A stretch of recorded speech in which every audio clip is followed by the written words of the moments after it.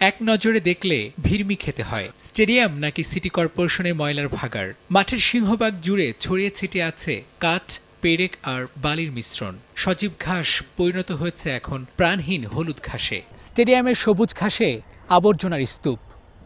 জাকজমক অনুষ্ঠানের মহাযজ্ঞে ক্ষতবিক্ষত বঙ্গবন্ধু জাতীয় স্টেডিয়াম।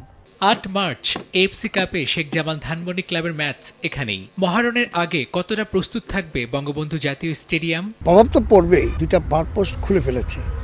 জাতীয় অনুষ্ঠানেও আমরা এই ধরনের বারপোস্ট একটা উঠে ফেলায় 2টা উঠানো লাগে না। সবুজ ঘাস, যেখানে ফুটবল হবে সেখানে এইভাবে টেবিল ঘেরা চা পানের খাওয়ার ব্যবস্থা। 20, 21, 22 তারিখ থেকে এই মাঠে স্টেজ বানানো শুরু করছে।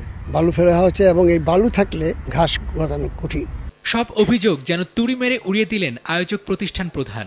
ফুটবলে গণজোয়ার আনতেই স্টেডিয়ামের ব্যবহার। সেই সঙ্গে সমালোচকদের ভিন্ন বার্তাও দিয়েছেন বিএসএল এর আয়োজক। যারা সমালোচনা করেন তাদের দিয়ে ফুটবলের ডেভেলপমেন্ট এদেশে হবে না। তাই যদি হতো তাহলে এই গত 20 বছরের ফুটবল কিন্তু অন্তত এশিয়ান লেভেলে একটা জায়গায় চলে যেত। যিনি সমালোচনা করতেছেন যে ঘাসের মধ্যে কেন, ফুটবলটা কোথায় খেলা হয়? ফুটবল কিন্তু কোনো হল রুমের মধ্যে ফুটবল খেলা হয় না। প্রপার ফুটবল খেলা হয় মাঠে খেলা হয়। আমরা ফুটবল থেকে ঘর থেকে বের করে মাঠে নিয়ে এসেছি। তর্ক বিতর্কে রেশ টেনে না ধরে চলছে পাল্টাপাল্টি তীর ছোড়াছুড়ি। অথচ মাঠের বেহাল অবস্থার কথা মাথায় রেখেই বাতিল হয়েছিল ক্লিন ঢাকা কনসার্ট। তাহলে কি কোটি টাকার বিএসএল এর লোগো উন্মোচনের অনুষ্ঠান অনিয়মকেও নিয়মে রূপ দিয়েছে?